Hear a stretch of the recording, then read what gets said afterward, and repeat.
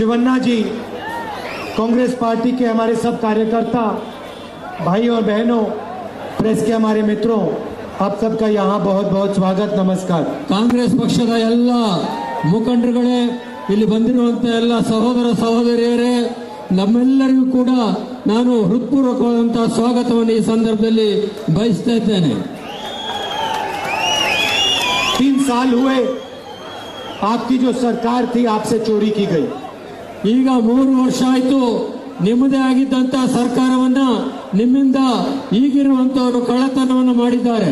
आपने चुना किसी को और आपकी सरकार किसी और की बन गई। ನೀವು ಕರ್ನಾಟಕದಲ್ಲಿ ಚುನಾವಣೆ ಮಾಡಿದ್ದೇ ಬೇರೆ ಸರ್ಕಾರ, ಆದರೆ ಆ ಸರ್ಕಾರವನ್ನ ಕದ್ದವರೇ ಬೇರೆ, ಕದ್ದು ಸರ್ಕಾರವನ್ನ ಮಾಡಿಕೊಂಡಿದ್ದಾರೆ। एमएलएस को खरीद कर, उनको पैसा देकर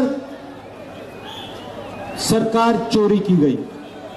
ಗೆದ್ದಂತ ಶಾಸಕರನ್ನ ಹಣ ಕೊಟ್ಟು ಖರೀದಿ ಮಾಡೋದ್ರ ಮುಖಾಂತರ, ಅವ್ರನ್ನ ಕಳ್ಳತನ ಮಾಡೋದ್ರ ಮುಖಾಂತರ ಈಗಿರುವಂತಹ ಸರ್ಕಾರವನ್ನ ರಚನೆ ಮಾಡಲಾಗಿದೆ। और भाइयों और बहनों, जो सरकार चोरी से बनती है वो सरकार चोरी ही करेगी। ಯಾವ ಸರ್ಕಾರ ಕಳ್ಳತನದ ಮುಖಾಂತರ ರಚನೆ ಮಾಡ್ತದೋ ಅದು ಕಳ್ಳತನವನ್ನಲ್ಲದೆ ಬೇರೆ ಏನು ಕೂಡ ಮಾಡಲಿಕ್ಕೆ ಸಾಧ್ಯ ಇಲ್ಲ। उसको और कुछ मालूम ही नहीं होगा। ಅವರಿಗೆ ಬೇರೆ ಏನು ಕೂಡ ಮಾಡಲಿಕ್ಕೆ ಗೊತ್ತು ಕೂಡ ಆಗುವುದಿಲ್ಲ। कर्नाटक में मैं भारत जोड़ो यात्रा में चला था। ಕರ್ನಾಟಕದಲ್ಲಿ ನಾನು ಭಾರತ್ ಜೋಡೋ ಯಾತ್ರೆ ಮುಖಾಂತರ ಕರ್ನಾಟಕದ ಉದ್ದಗಲಕ್ಕೆ ಪ್ರವಾಸ ಮಾಡಿದ್ದೆ। 550 किलोमीटर चले। 500ಕ್ಕಿಂತ ಹೆಚ್ಚು ಕಿಲೋಮೀಟರ್, 550 ಕಿಲೋಮೀಟರ್ ಕರ್ನಾಟಕದಲ್ಲಿ ನಾನು ಪಾದಯಾತ್ರೆಯನ್ನು ಮಾಡಿದ್ದೆ। आपके साथ चले, ನಿಮ್ಮೊಟ್ಟಿಗೆ ನಾನು ಕರ್ನಾಟಕದ ಉದ್ದಕ್ಕೂ ನಡೆದೆ।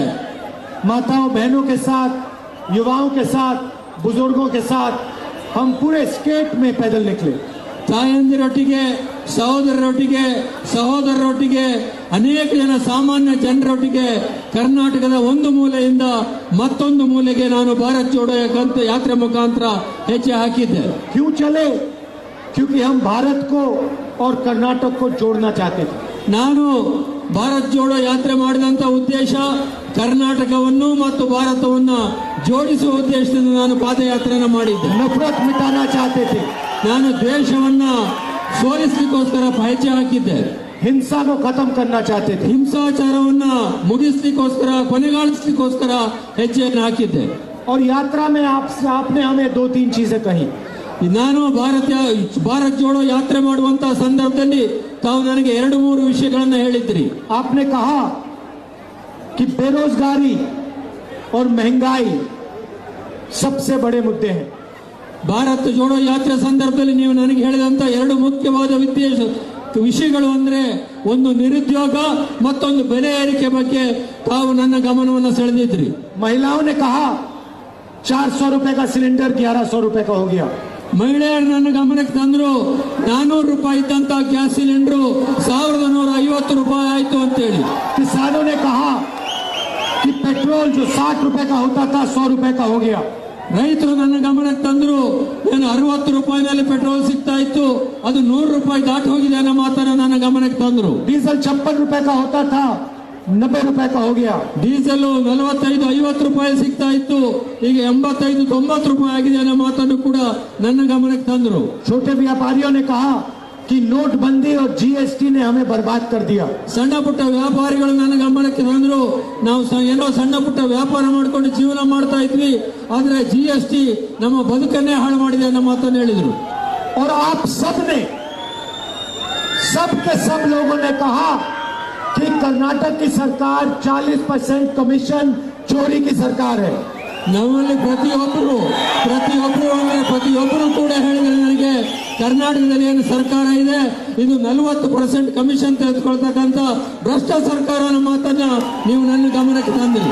वर्ल्ड रिकॉर्ड तोड़ दिया है भ्रष्टाचार का। ಪ್ರಪಂಚದಲ್ಲಿರುವಂತಹ ಎಲ್ಲ ಭ್ರಷ್ಟಾಚಾರದ ದಾಖಲೆಗಳನ್ನ ಹಿಮ್ಮೆಟ್ಟಿರ್ತಕ್ಕಂಥ, ಸೋಲಿಸಿರ್ತಕ್ಕಂಥ ಸರ್ಕಾರ ಇದು। कॉन्ट्रैक्टर एसोसिएशन ने प्रधानमंत्री को चिट्ठी लिखी, कहा कि कर्नाटक में 40% भ्रष्टाचार सब चीज पे लिया जा रहा है। ಕಾಂಟ್ರಾಕ್ಟ್ ಅಸೋಸಿಯೇಷನ್ ಅಧ್ಯಕ್ಷರಾದಂತಹ ಕೆಂಪಣ್ಣ ಅವರು ಪ್ರಧಾನಮಂತ್ರಿಗಳಿಗೆ ಒಂದು ಪತ್ರವನ್ನು ಕೊಟ್ಟು ಕರ್ನಾಟಕದಲ್ಲಿ ಏನ್ ಕೆಲಸ ಆಗಬೇಕಾದ್ರೂ ಕೂಡ 40% ಕಮಿಷನ್ ಕೊಟ್ರೆ, ಲಂಚ ಕೊಟ್ರೆ ಮಾತ್ರ ಕೆಲಸ ಆಗ್ತದೆ ಅನ್ನೋದನ್ನ ಪ್ರಧಾನಮಂತ್ರಿಗಳಿಗೆ ಪತ್ರದ ಮುಖಾಂತರ ತಿಳಿಸಿದ್ರು.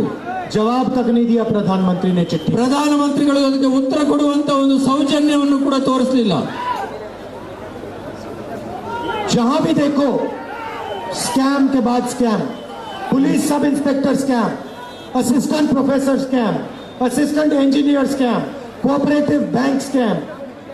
ಕರ್ನಾಟಕದಲ್ಲಿ ಎಲ್ಲೇ ನೋಡಿ ಯಾವುದೇ ಉದ್ಯೋಗವನ್ನು ಭರ್ತಿ ಮಾಡ್ತಕ್ಕಂಥದ್ದು ನೋಡಿ, ಅದು ಸಬ್ ಇನ್ಸ್ಪೆಕ್ಟರ್ ತಕ್ಕಂಥದ್ದು ಇರ್ಬೋದು, ಅಧ್ಯಾಪಕರನ್ನ ಭರ್ತಿ ಮಾಡ್ತಕ್ಕಂಥದ್ದು ಇರ್ಬೋದು, ಬೇರೆ ಯಾವುದೇ ಹುದ್ದೆಯನ್ನು ಭರ್ತಿ ಮಾಡ್ತಕ್ಕಂಥದ್ದು ಇರ್ಬೋದು, ಅದರಲ್ಲಿ ಬರೇ ಗೊಂದಲಗಳು, ಭ್ರಷ್ಟಾಚಾರಗಳು ನಡೀತಾ ಇದ್ದಾವೆ ಹೊರತು ಬೇರೆ ಏನು ನಡೀತಾ ಇಲ್ಲ. Mysuru sandal scam, Mysuru sandal soap ಇಡೀ ವಿಶ್ವ ಪ್ರಸಿದ್ಧಿಯಾಗಿರುವಂತದ್ದು, ಅದರಲ್ಲೂ ಕೂಡ ಒಂದು ಸ್ಕ್ಯಾಮ್ ನಡೆಯುವಂತ ಸ್ಥಿತಿಗೆ ಬಂದು ನಿಂತಿದೆ. ಬೇಟ 8 करोड़ रुपए कैश के साथ पकड़ा जाता है. ಚನ್ನಗಿರಿಯ ಶಾಸಕರಾದಂತಹ ಮಾಡಾಳು ವಿರೂಪಾಕ್ಷಪ್ಪರ ಮಗ, ಅವನ ಮನೆಯಲ್ಲಿ 8 ಕೋಟಿ ರೂಪಾಯಿ ಕ್ಯಾಶ್ ಸಿಗುವಂತ ಮಟ್ಟಿಗೆ ಅಲ್ಲಿ ಭ್ರಷ್ಟಾಚಾರ ನಡೆದಿತ್ತು. और बीजेपी का एमएलए कहता है कि सीएम की कुर्सी 2500 करोड़ में खरीदी जा सकती है.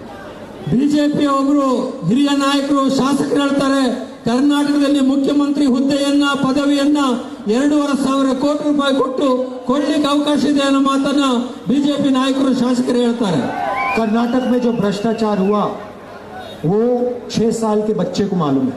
ಕರ್ನಾಟಕದಲ್ಲಿ ಏನು ಭ್ರಷ್ಟಾಚಾರ ಇತ್ತು, ಇದೆ, ಅದು ಸಣ್ಣ 6 ವರ್ಷದ ಮಗುವು ಕೂಡ ಗೊತ್ತಿರುವಷ್ಟು ಮಟ್ಟಿಗೆ ಪ್ರಸಿದ್ಧಿಯಾಗಿದೆ. पिछले 3 साल से बीजेपी की सरकार है. ಕಳೆದ 3 ವರ್ಷದಿಂದ ರಾಜ್ಯದಲ್ಲಿ ಬಿಜೆಪಿ ಸರ್ಕಾರ ನಡೀತಾ ಇದೆ. प्रधानमंत्री को भी कर्नाटक के भ्रष्टाचार के बारे में मालूम होगा. ಪ್ರಧಾನಮಂತ್ರಿಗಳಿಗೂ ಕೂಡ ಕರ್ನಾಟಕದಲ್ಲಿ ನಡೀತಾ ಇರುವಂತಹ ಭ್ರಷ್ಟಾಚಾರದ ಬಗ್ಗೆ ಮಾಹಿತಿ ಇರಲೇಬೇಕಾಗ್ತದೆ. आप ही ने तो कहा था डबल इंजन सरकार. ನೀವೇ ಹೇಳಿದ್ರಿ ಡಬಲ್ ಇಂಜಿನ್ ಸರ್ಕಾರ ಇದ್ರೆ ರಾಜ್ಯ ಉದ್ಧಾರ ಆಗ್ತದೆ ಅಂತೇಳಿ. इस बार डबल इंजन चोरी हुई है. ಈಗ ಡಬಲ್ ಇಂಜಿನ್ ಕಳ್ಳತನ ಆಗಿದೆ. मोदी जी, आप कर्नाटक की जनता को बताइए 40% का कौन से इंजन को कितना मिला. ಪ್ರಧಾನಮಂತ್ರಿ ಮೋದಿಜಿ ಅವರೇ, ಈಗ ನೀವು ಹೇಳಬೇಕು, ನಿಮ್ಮ ಡಬಲ್ ಇಂಜಿನ್ ಸರ್ಕಾರದಲ್ಲಿ ಈ 40% ಭ್ರಷ್ಟಾಚಾರ ಇದೆಯಲ್ಲ, ಅದು ಯಾವ ಇಂಜಿನ್ಗೆ ಎಷ್ಟು ಆಯ್ತು ಅನ್ನೋದನ್ನ ನೀವೇ ಹೇಳಬೇಕೀಗ. प्रधानमंत्री यहाँ आते हैं और कहते हैं कि कांग्रेस पार्टी ने मेरे ऊपर 91 बार आक्रमण किया है. ಪ್ರಧಾನಮಂತ್ರಿಗಳು ಕರ್ನಾಟಕಕ್ಕೆ ಬರ್ತಾರೆ, ಭಾಷಣ ಮಾಡ್ತಾರೆ, ಕರ್ನಾಟಕದಲ್ಲಿ ಕಾಂಗ್ರೆಸ್ ಪಕ್ಷದವರು ಭಾರತ ದೇಶದಲ್ಲಿ ಇದುವರೆಗೆ ನನ್ನ ಮೇಲೆ 91 ಆರೋಪಗಳನ್ನ, ಆಪಾದನೆಗಳನ್ನ ಮಾಡಿದ್ದಾರೆ ಅಂತೇಳಿ. मगर पहले प्रधानमंत्री जी, आप कर्नाटक को बताइए आपने भ्रष्टाचार के बारे में क्या किया, क्या इंक्वायरी कराई, कितने लोगों को जेल में डाला. ಆದ್ರೆ ಪ್ರಧಾನಮಂತ್ರಿಗಳಿಗೆ ನಾನೊಂದು ವಿನಂತಿ ಏನ್ ಮಾಡ್ತೇನೆ, ನೀವು ಎಷ್ಟು ಸರ್ತಿ ಕಾಂಗ್ರೆಸ್ನವರು ನಿಮ್ಮನ್ನು ಬೈದ್ರು ಅಂತ ಲೆಕ್ಕ ಇಡೋದ್ರ ಬದಲಾಗಿ ಕರ್ನಾಟಕದಲ್ಲಿ ಉದ್ಧಾರ ಮಾಡಲಿಕ್ಕೆ, ಕರ್ನಾಟಕದ ಆಡಳಿತವನ್ನು ಸುಧಾರಣೆ ಮಾಡಲಿಕ್ಕೆ ನೀವೇನೇನು ಕ್ರಮ ಕೈಗೊಂಡ್ರಿ ಅನ್ನೋದನ್ನ ಮೊದಲು ಕರ್ನಾಟಕ ಜನತೆ ಹೇಳಿ ಅಂತ ವಿನಂತಿಯನ್ನು ಮಾಡ್ಕೊಳ್ತೇನೆ. मैंने लोकसभा में आपसे सवाल पूछा था, अदानी जी के बारे में सवाल पूछा था कि आपका रिश्ता अदानी के साथ कैसा है. ನಾನು ಲೋಕಸಭೆ ಸದಸ್ಯನಾಗಿದ್ದಂತಹ ಸಂದರ್ಭದಲ್ಲಿ, ಲೋಕಸಭೆಯಲ್ಲಿ ಮಾತಾಡುವಂತಹ ಸಂದರ್ಭದಲ್ಲಿ ಪ್ರಧಾನಮಂತ್ರಿಯರು ಒಂದು ಮಾತು ಕೇಳಿದ್ದೆ, ನಿಮಗೂ ಮತ್ತು ಗೌತಮ್ ಅದಾನಿ ಅವರಿಗೂ ಇರುವಂತಹ ಸಂಬಂಧ ಏನು ಹೇಳಿ ಅಂತ ಅಷ್ಟೇ ನಾನು ಲೋಕಸಭೆಯಲ್ಲಿ ಅವರಿಗೆ ಪ್ರಶ್ನೆ ಕೇಳಿದ್ದೆ. मुझे लोकसभा से डिस्क्वालीफाई कर दिया. ಅದನ್ನ ಕೇಳಿದ್ದಕ್ಕೋಸ್ಕರ ನನ್ನನ್ನ ಲೋಕಸಭೆಯಿಂದ ಹೊರಗಾಗ್ತಕ್ಕಂತ ಕೆಲಸವನ್ನು ಮಾಡಿದ್ರು. मैंने भ्रष्टाचार का सवाल उठाया, मुझे लोकसभा से हटा दिया. ನಾನು ಭ್ರಷ್ಟಾಚಾರದ ವಿಷಯದಲ್ಲಿ ಪ್ರಸ್ತಾಪ ಮಾಡಿದೆ, ಅದರಿಂದ ನನ್ನ ಲೋಕಸಭಾ ಸದಸ್ಯದಿಂದ ಹೊರಗಾಗ್ತಕ್ಕಂತ ಕೆಲಸವನ್ನು ಅವರು ಮಾಡಿದ್ರು. और जो यहाँ भ्रष्टाचार कर रहे हैं उनके खिलाफ कोई कार्रवाई नहीं करते हैं प्रधानमंत्री. ಕರ್ನಾಟಕದಲ್ಲಿ ಇಷ್ಟೊಂದು ಭ್ರಷ್ಟಾಚಾರ ನಡೀತಾ ಇದೆ, ಅದರ ಬಗ್ಗೆ ಏನು ಮಾತಾಡೋದಿಲ್ಲ, ಏನು ಮಾಡೋದಿಲ್ಲ. ಆದ್ರೆ ಭ್ರಷ್ಟಾಚಾರದ ಬಗ್ಗೆ ಪ್ರಶ್ನೆ ಮಾಡಿದ್ದಕ್ಕೆ ಮಾತ್ರ ನನ್ನನ್ನ ಲೋಕಸಭೆಯಿಂದ ಹೊರಗಾಕಿದ್ರು. मैं यहाँ आया और सबसे पहले मैंने अपने नेताओं के नाम लिए. ನಾನು ಇಲ್ಲಿ ಬಂದೆ, ನಾನು ಬಂದ ನಂತರ ಇಲ್ಲಿ ನಮ್ಮ ವೇದಿಕೆ ಮೇಲೆ ಕೂತಿರುವಂತ ಎಲ್ಲ ಕಾಂಗ್ರೆಸ್ ನಾಯಕರುಗಳ ಹೆಸರನ್ನ ನಿಮ್ಮ ಮುಂದೆ ಪ್ರಸ್ತಾಪ ಮಾಡಿದೆ. जहां भी हम जाते हैं सीनियर नेताओं का नाम लेते हैं, लोकल नेताओं का नाम लेते हैं. ನಾವು DK शिव कुमार, सिद्धरमैया जी, खारगे जी। ನಾನು ಕರ್ನಾಟಕದಲ್ಲಿ ಉದ್ದಾಗಲಕ್ಕೆ ಎಲ್ಲೇ ಪ್ರವಾಸ ಮಾಡಿದ್ರು, ಎಲ್ಲೇ ಭಾಷಣ ಮಾಡುವಂತ ಸಂದರ್ಭದಲ್ಲಿ ಸ್ಥಳೀಯ ಕಾಂಗ್ರೆಸ್ ನಾಯಕರುಗಳ ಹೆಸರನ್ನು ಹೇಳ್ತೇನೆ. DK ಶಿವಕುಮಾರ್ ಇರ್ಬೋದು, ಸಿದ್ದರಾಮಯ್ಯನವರು ಇರ್ಬೋದು, ಮಲ್ಲಿಕಾರ್ಜುನ್ ಖರ್ಗೆಜಿ ಅವರು ಇರ್ಬೋದು, ಇವರೆಲ್ಲ ಹೆಸರನ್ನು ಪ್ರಸ್ತಾಪ ಮಾಡಿ ಭಾಷಣ ಪ್ರಾರಂಭ ಮಾಡ್ತೇನೆ. मोदी जी अपने नेताओं के नाम नहीं लेते थे, ಆದ್ರೆ ಪ್ರಧಾನಿ ಮೋದಿ ಅವರು ಮಾತ್ರ ಅವರ ಪಕ್ಷದ ಯಾವ ನಾಯಕರನ್ನು ಕೂಡ ಯಾವುದೇ ಸಭೆಯಲ್ಲೂ ಪ್ರಸ್ತಾಪ ಮಾಡೋದಿಲ್ಲ. जैसे आपने हमारा रोड शो देखा, हम सब एक साथ खड़े थे। ನೀವು ನಾನು ಬಂದಂತ ರೋಡ್ ಶೋದಲ್ಲಿ ನೋಡಿದ್ರಿ, ನನ್ನೊಟ್ಟಿಗೆ ಉಳಿದಂತ ಎಲ್ಲಾ ನಾಯಕರುಗಳು ಕೂಡ ನನ್ನೊಟ್ಟಿಗೆ ಇದ್ರು. ಅವರು मोदी जी के रोड शो में बोम्मई जी को, येदियुरप्पा जी को उठा के बाहर फेंक देते। ಪ್ರಧಾನಿ ಮೋದಿ ಅವರು ಮಾಡುವಂತ ರೋಡ್ ಶೋದಲ್ಲಿ ಮುಖ್ಯಮಂತ್ರಿ ಆಗಿರುವಂತ ಬಸವರಾಜ ಬೊಮ್ಮಾಯಿ, ಮಾಜಿ ಮುಖ್ಯಮಂತ್ರಿ ಆದ ಯಡಿಯೂರಪ್ಪನವ್ರನ್ನ ಅವರೊಟ್ಟಿಗೆ ರೋಡ್ ಶೋದಲ್ಲಿ ಭಾಗವಹಿಸಲಿಕ್ಕೆ ಬಿಡೋದಿಲ್ಲ, ಅವ್ರನ್ನ ಎತ್ತಿ ಹೊರಗಾಗ್ತಕ್ಕಂತ ಕೆಲಸ ಮಾಡ್ತಾರೆ. मोदी जी गाड़ी पे चलते हैं, बाकी लोग सड़क पे चढ़ते हैं। ಮೋದಿ ಅವರು ರೋಡ್ ಶೋನಲ್ಲಿ ವಾಹನದ ಮುಖಾಂತರ ಹೋಗ್ತಾರೆ, ಬೇರೆಯವರೆಲ್ಲ ನಡ್ಕೊಂಡು ಹೋಗುವಂತ अच्छा, ಸ್ಥಿತಿ. मैं अपने आप से एक सवाल पूछ रहा था कि होता क्यों है? ನಾನು ನನ್ನಲ್ಲೇ ಒಂದು ಪ್ರಶ್ನೆಯನ್ನು ಕೇಳೋಕೆ ಪ್ರಯತ್ನ ಮಾಡಿದೆ, ಇದೆಲ್ಲ ಯಾಕೆ ಆಗ್ತಾ ಇದೆ ಅಂತೇಳಿ. दो चीजें हो सकती हैं। ಎರಡು ವಿಷಯ ಸಾಧ್ಯತೆ ಇದೆ. एक तो नरेंद्र मोदी जी सिर्फ नरेंद्र मोदी को देखना चाहते हैं, ಒಂದು, ಪ್ರಧಾನಿ ನರೇಂದ್ರ ಮೋದಿ ಅವರು ತಮ್ಮನ್ನು ಮಾತ್ರ ನರೇಂದ್ರ ಮೋದಿಯನ್ನು ನೋಡ್ಕೊಳ್ಳಿಕ್ಕೆ ಬಯಸ್ತಾರೆ ಹೊರತು ಬೇರೆಯವ್ರು ನೋಡ್ಲಿಕ್ಕೆ ಬಯಸೋದಿಲ್ಲ. वो सबको अपने से नीचा मानते हैं, ಬೇರೆಯವ್ರನ್ನೆಲ್ಲ ಅವ್ರಿಗಿಂತ ಕೀಳು ಅಂತೇಳಿ ಭಾವಿಸ್ತಾರೆ. तो इसलिए चाहते हैं कि नरेंद्र मोदी बस पे चले, गाड़ी पे चले और बाकी लोग दिखाई ना दे। ಅದಕ್ಕೋಸ್ಕರ ನರೇಂದ್ರ ಮೋದಿ ಅವರು ಬಸ್ ಮೇಲೆ, ವಾಹನದ ಮೇಲೆ ಬರ್ತಾರೆ, ಅವ್ರು ಮಾತ್ರ ಕಾಣಬೇಕು, ಬೇರೆಯವರೆಲ್ಲ ರಸ್ತೆ ಮುಖಾಂತರ ಬರಬೇಕು, ಅವ್ರು ಯಾರಿಗೂ ಕಾಣಬಾರದು ಅಂತೇಳಿ. दूसरी बात भी हो सकती है, ಅದಲ್ಲದೆ ಇನ್ನೊಂದು ವಿಷಯನೂ ಕೂಡ ಇರ್ಲಿಕ್ಕೆ ಸಾಧ್ಯತೆ ಇದೆ. ये भी हो सकता है कि नरेंद्र मोदी जानते हैं कि येदियुरप्पा जी, बोम्मई जी, ये सारे जो हैं बिल्कुल भ्रष्ट हैं। ಇನ್ನೊಂದು ವಿಷಯ ಇರಬಹುದು, ನರೇಂದ್ರ ಮೋದಿ ಅವರು ಕೂಡ ಆಂತರಿಕವಾಗಿ ಗೊತ್ತಿದೆ, ಈ ಯಡಿಯೂರಪ್ಪನವರು, ಬಸವರಾಜ ಬೊಮ್ಮಾಯಿ ಅವರು ಬಹಳ ಭ್ರಷ್ಟರಿರೋದ್ರಿಂದ ಅವ್ರನ್ನ ಜನಗಳಿಗೆ ತೋರಿಸಬಾರದು ಅಂತೇಳಿ. और नरेंद्र मोदी जी उनको आपसे छुपाना चाहते हैं, ನರೇಂದ್ರ ಮೋದಿ ಅವರು ಅವರನ್ನ ತಮ್ಮಿಂದ ಅಡಗಿಸಲಿಕ್ಕೆ ಪ್ರಯತ್ನ ಮಾಡ್ತಾ ಇದ್ದಾರೆ. मगर पूरा कर्नाटक जानता है कि डबल इंजन की सरकार है। ಇಡೀ ಕರ್ನಾಟಕ ಗೊತ್ತಿದೆ, ಇಲ್ಲಿ ನಡೀತಾ ಇರುವಂತದ್ದು ಡಬಲ್ ಇಂಜಿನ್ ಸರ್ಕಾರ ಅಂತೇಳಿ. अगर कर्नाटक में चोरी हुई है तो दिल्ली को भी फायदा मिला होगा। ಕರ್ನಾಟಕದಲ್ಲಿ ಕಳ್ಳತನ ಆಗಿದೆ ಅಂತೇಳಂದ್ರೆ ಅದರ ಲಾಭ ದೆಹಲಿಗೂ ಕೂಡ ಹಾಗೇ ಇರ್ತದೆ ಅನ್ನೋದು ಗೊತ್ತಿರುವಂತ ವಿಷಯನೇ. नहीं तो प्रधानमंत्री कर्नाटक की सरकार के बारे में कुछ करते? ಇಲ್ಲದೆ ಹೋಗಿದ್ರೆ ಪ್ರಧಾನಿ ಮೋದಿ ಅವರು ಕರ್ನಾಟಕ ಸರ್ಕಾರದ ಭ್ರಷ್ಟಾಚಾರದ ವಿಚಾರದಲ್ಲಿ ಇದುವರೆಗೆ ಕೆಲವು ಕ್ರಮಗಳನ್ನು ಕೈಗೊಳ್ಳಬೇಕಾಗಿತ್ತು. कार्रवाई करते, एक्शन लेते किसी पर। ಇದ್ರ ಮೇಲೆ ಏನಾದ್ರೂ ಕ್ರಮ ಕೈಗೊಳ್ಳಬೇಕಾಗಿತ್ತು, ಯಾರ ಮೇಲಾದ್ರೂ ಕಠಿಣ ಕ್ರಮ ಆಗಬೇಕಾಗಿತ್ತು, ಶಿಕ್ಷೆ ಆಗಬೇಕಾಗಿತ್ತು, ಯಾವುದೂ ಆಗಿಲ್ಲ. तो पिछले 3 सालों के बारे में नरेंद्र मोदी जी ने कुछ नहीं कहा। ಕಳೆದ 3.5 ವರ್ಷಗಳ ಕರ್ನಾಟಕದ ಬಿಜೆಪಿ ಆಡಳಿತದ ಬಗ್ಗೆ ಕರ್ನಾಟಕದಲ್ಲಿ ಸಾರ್ವಜನಿಕ ಸಭೆಯಲ್ಲಿ ಮೋದಿ ಅವರು ಇದುವರೆಗೆ ಯಾವ ವಿಷಯನೂ ಕೂಡ ಪ್ರಸ್ತಾಪ ಮಾಡಿಲ್ಲ. भ्रष्टाचार, बेरोजगारी, महंगाई के बारे में एक शब्द नहीं कहते। ಭ್ರಷ್ಟಾಚಾರದ ವಿಚಾರದಲ್ಲಿ, ನಿರುದ್ಯೋಗದ ವಿಚಾರದಲ್ಲಿ, ಬೆಲೆ ಏರಿಕೆ ವಿಚಾರದಲ್ಲಿ ಒಂದು ಅಕ್ಷರ, ಒಂದು ಚಕಾರವನ್ನು ಕೂಡ ಈ ಸಭೆಗಳಲ್ಲಿ ಅವರು ಹೇಳ್ತಾ ಇಲ್ಲ. मणिपुर में आग लगी हुई है, ಮಣಿಪುರದಲ್ಲಿ ದೊಡ್ಡದಾಗಿರ್ತಕ್ಕಂಥ ದಂಗೆ, ಗಲಾಟೆ ನಡೀತಾ ಇದೆ, लोग मारे जा रहे हैं, ಜನ ಅಲ್ಲಿ ಸಾಯ್ತಾ ಇದ್ದಾರೆ. प्रधानमंत्री को कुछ लेना देना नहीं, होम मिनिस्टर को कुछ लेना देना नहीं। ಪ್ರಧಾನಮಂತ್ರಿಗಳಿಗೆ ಅಥವಾ ಗೃಹ ಸಚಿವರಿಗೆ ಅದು ಸಂಬಂಧ ಇಲ್ವೇ ಅನ್ನುವಂತಕ್ಕಂಥ ರೀತಿಯಲ್ಲಿ ಅವರು ನಡ್ಕೊಳ್ತಾ ಇದ್ದಾರೆ. नफरत की राजनीति का नतीजा है ದ್ವೇಷದ ರಾಜಕಾರಣವನ್ನ ಮಾಡಿದರೆ ಏನಾಗ್ತದೆ ಅನ್ನೋದು ಮಣಿಪುರದಲ್ಲಿ ನಡೀತಾ ಇರುವಂತಹ ಘಟನೆಗಳಿಂದ ಜಗಜ್ಜಾಹೀರಾಗಿದೆ. अगर मणिपुर आज जल रहा है तो नफरत की राजनीति के कारण जल रहा है। ಮಣಿಪುರದಲ್ಲಿ ಇವತ್ತು ಬೆಂಕಿ ಹತ್ಕೊಂಡಿದ್ರೆ ಮಣಿಪುರದಲ್ಲಿ ಅದಕ್ಕೆ ಮುಖ್ಯವಾಗಿರ್ತಕ್ಕಂಥ ಕಾರಣ ಭಾರತದಲ್ಲಿ ನಡೀತಾ ಇರುವಂತಹ ದ್ವೇಷದ ರಾಜಕಾರಣದಿಂದ ಮಣಿಪುರ ಹತ್ತಿ ಉರಿತಾ ಇದೆ. और इस राजनीति के खिलाफ हमने भारत जोड़ो यात्रा चालू की थी। ಇಂತಹ ರಾಜಕಾರಣದ ವಿರುದ್ಧವೇ, ದ್ವೇಷದ ರಾಜಕಾರಣದ ವಿರುದ್ಧವೇ ನಾವು ಭಾರತ ಜೋಡೋ ಯಾತ್ರವನ್ನ ಪ್ರಾರಂಭ ಮಾಡಿದ್ದು. और यही हमारी विचारधारा है। ಇದೇ ನಮ್ಮ ವಿಚಾರಧಾರೆ, ಮುಖ್ಯವಾಗಿರ್ತಕ್ಕಂಥ ವಿಚಾರಧಾರೆ. प्रधानमंत्री ने पिछले 4 सालों के बारे में कुछ नहीं बोला, आने वाले समय के बारे में भी नहीं बोलते।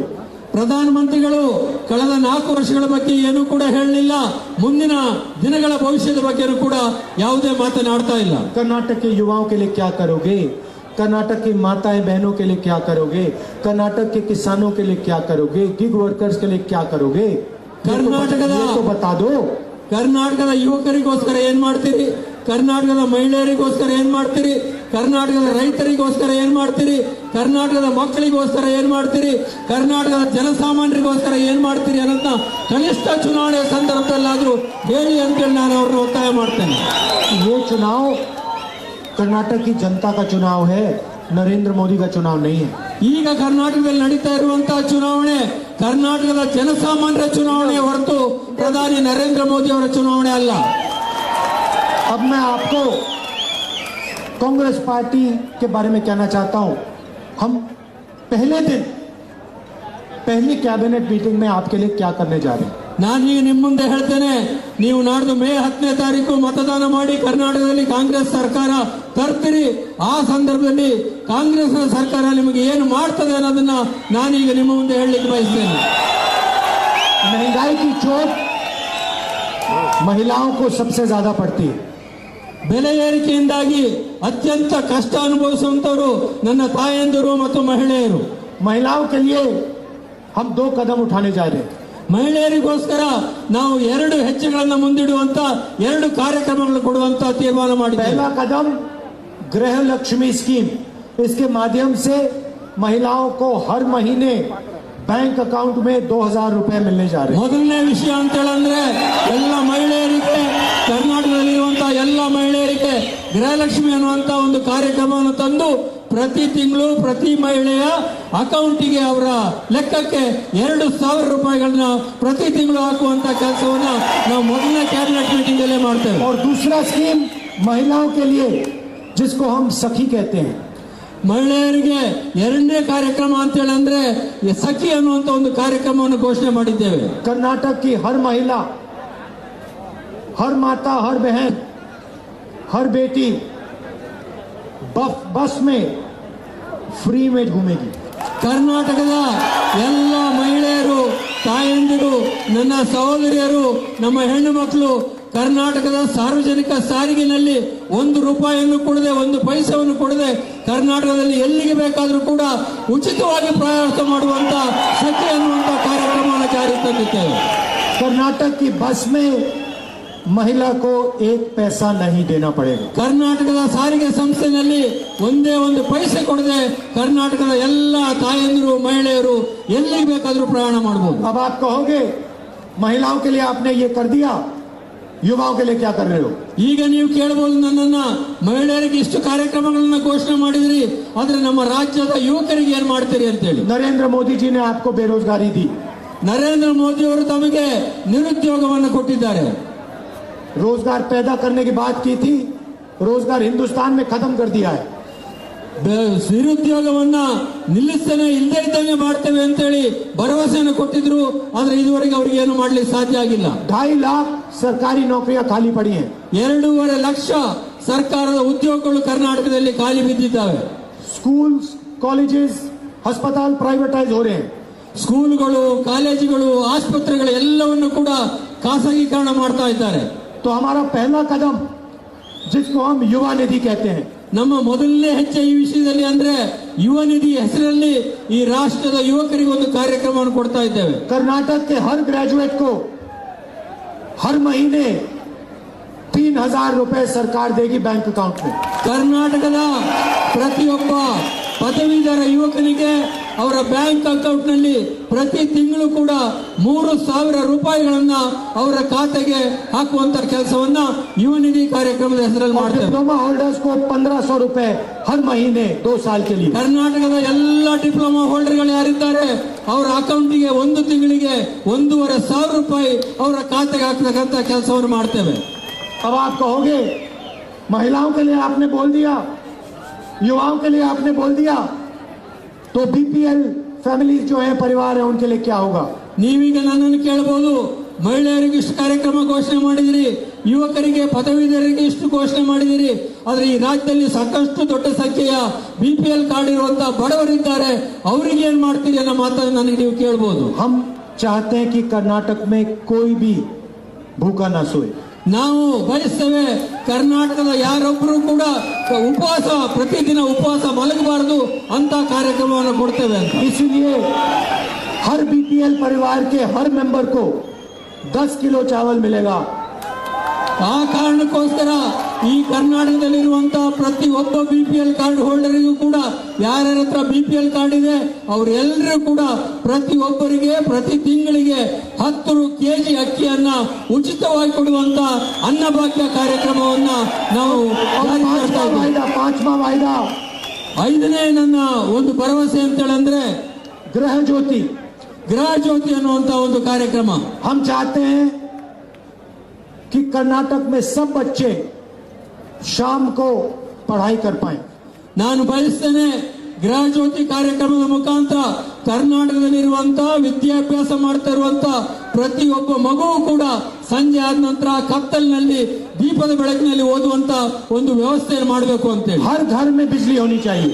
ಪ್ರತಿಯೊಂದು ಮನೆಯಲ್ಲೂ ಕೂಡ ವಿದ್ಯುತ್ ಇರಬೇಕು ಅನ್ನೋಂತ ಸ್ಥಿತಿ ಬರಬೇಕಾಗ್ತದೆ. इसलिए गृह ज्योति के माध्यम से 200 यूनिट बिजली के मुफ्त में कर्नाटक की सरकार देगी। ಅದಕ್ಕೋಸ್ಕರ ಗೃಹ ಜ್ಯೋತಿ ಅನ್ನುವ ಹೆಸರಿನಲ್ಲಿ ಕರ್ನಾಟಕದ ಎಲ್ಲ ಮನೆಗಳಿಗೆ 200 ಯೂನಿಟ್ ಎಲೆಕ್ಟ್ರಿಸಿಟಿಯನ್ನ ಉಚಿತವಾಗಿ 200 ಯೂನಿಟ್ ಕೊಡುವಂತ ಗೃಹ ಜ್ಯೋತಿ ಕಾರ್ಯಕ್ರಮವನ್ನು ನಾವು ಘೋಷಣೆ ಮಾಡಿದ್ದೇವೆ. अब यहाँ किसान कहेंगे आपने सबके लिए काम कर दिया, हमारे लिए क्या किया?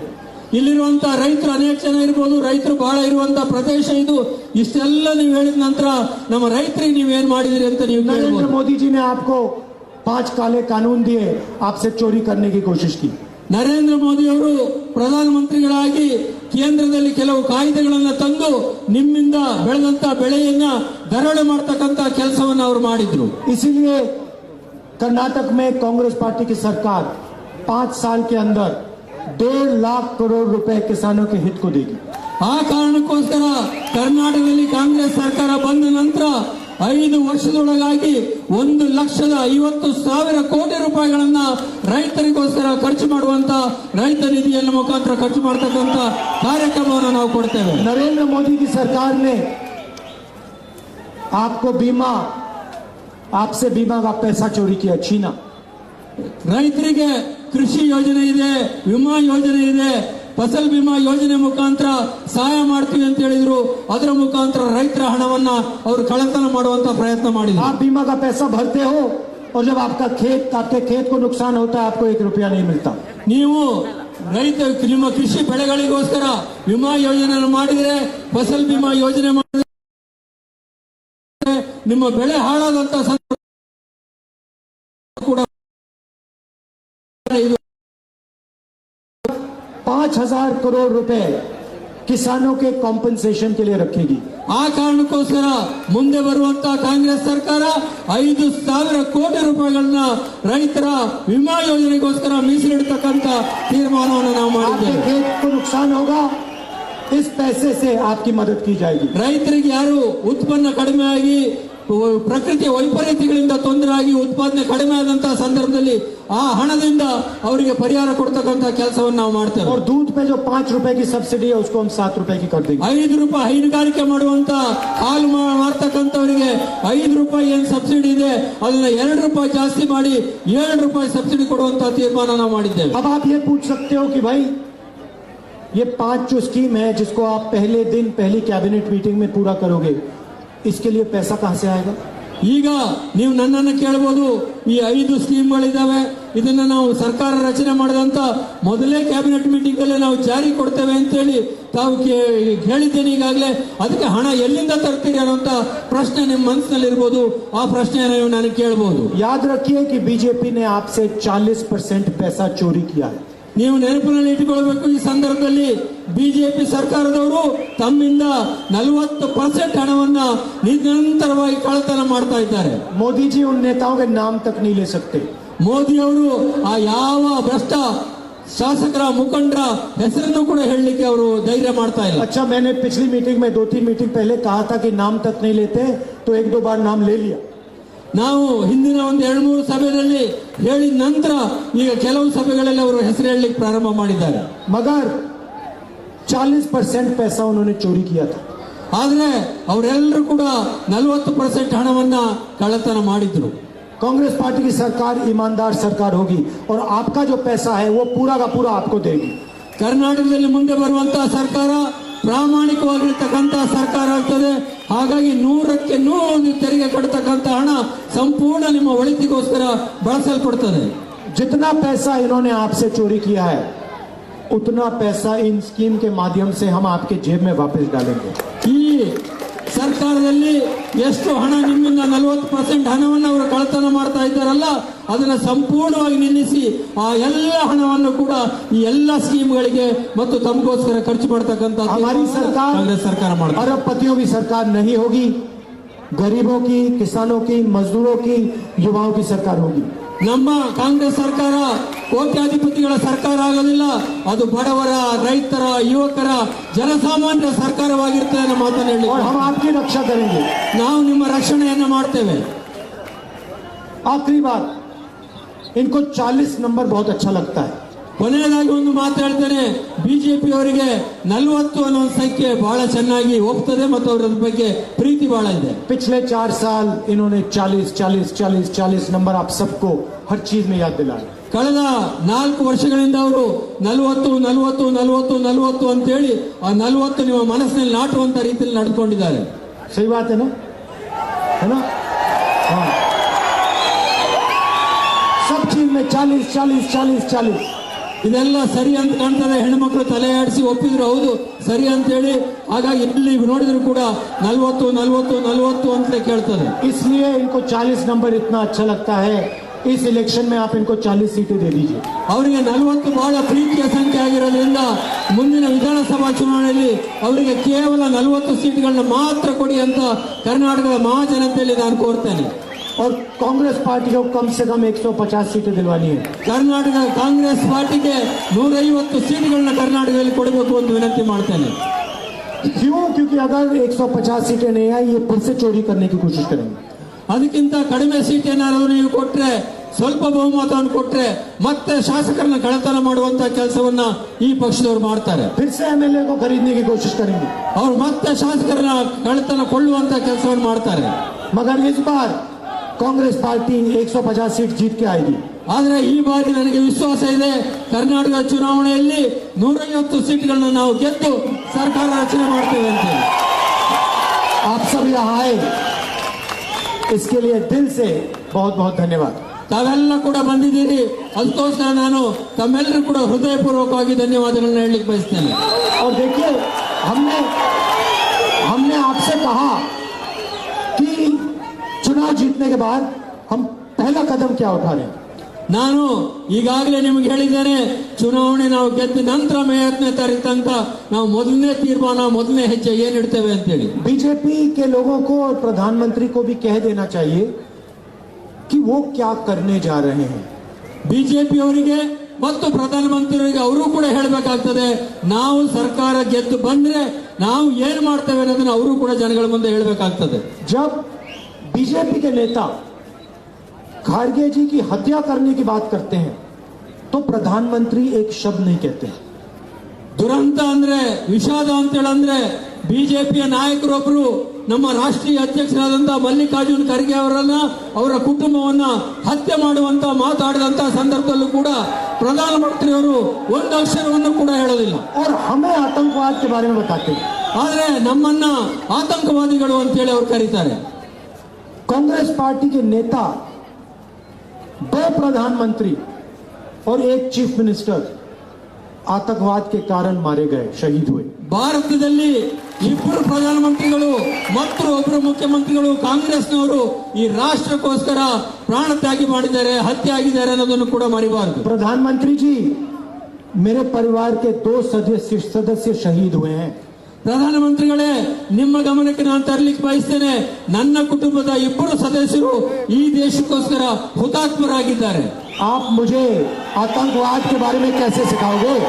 ನೀವು ನನ್ನ ಬಗ್ಗೆ ಆತಂಕವಾದ ವಿಚಾರದಲ್ಲಿ, ಭಯೋತ್ಪಾದಕ ವಿಚಾರದಲ್ಲಿ ಹೇಗೆ ಹೇಳಲಿಕ್ಕೆ ಸಾಧ್ಯ? आप तो 24 घंटा सिक्योरिटी पीछे छुपे रहते हो. ನೀವಂತೂ ಇದನ್ನ 24 ಗಂಟೆನೂ ಕೂಡ ತುಂಬಾ ರಕ್ಷಣೆಯಲ್ಲಿ ಇರುವಂತವ್ರು. जनता के बीच में आओ, जनता के साथ चलो. ನೀವು, ನಾನು ಆಹ್ವಾನ ಮಾಡ್ತೇನೆ, ನೀವು ಜನಗಳ ಮಧ್ಯೆ ಬನ್ನಿ, ಜನಗಳ ಮಧ್ಯೆ ಓಡಾಡಿ ಅಂತೇಳಿ ಪ್ರಧಾನಿಯವ್ರನ್ನ ಆಹ್ವಾನ ಮಾಡ್ತೇನೆ. और आपके नेता, जब हमारे नेता खारगे जी की हत्या करने की बात करते हैं तो इसके बारे में आपको बोलना चाहिए. ಯಾವಾಗ ನಿಮ್ಮ ಪಕ್ಷದ ಒಬ್ಬ ಮುಖಂಡ ಶಾಸಕ ಸ್ಥಾನಕ್ಕೆ ಸ್ಪರ್ಧೆ ಮಾಡಿರುವಂತವರು ಖರ್ಗೆ ಅವ್ರನ್ನ ಕೊಲೆ ಮಾಡುವಂತ ಮಾತನಾಡ್ತಾರೆ, ಅದರ ಬಗ್ಗೆ ವಿರುದ್ಧ ನೀವು ಮಾತಾಡುವಂತ ಧೈರ್ಯವನ್ನು ತೋರಿಸಬೇಕು. और खारगे जी के बारे में तमीज से बात करनी चाहिए आपको. ಖರ್ಗೆ ಅವರ ಬಗ್ಗೆ ಮಾತಾಡಬೇಕಾದ್ರೆ ಅತ್ಯಂತ ಎಚ್ಚರಿಕೆಯಿಂದ ಮಾತಾಡಬೇಕು ಅನ್ನೋ ಮಾತನ್ನು ಈ ಸಂದರ್ಭದಲ್ಲಿ ಹೇಳಲಿಕ್ಕೆ ಬಯಸ್ತೇನೆ. धन्यवाद. जय हिंद. ಎಲ್ಲರಿಗೂ ಧನ್ಯವಾದ. ಜೈ ಹಿಂದ್.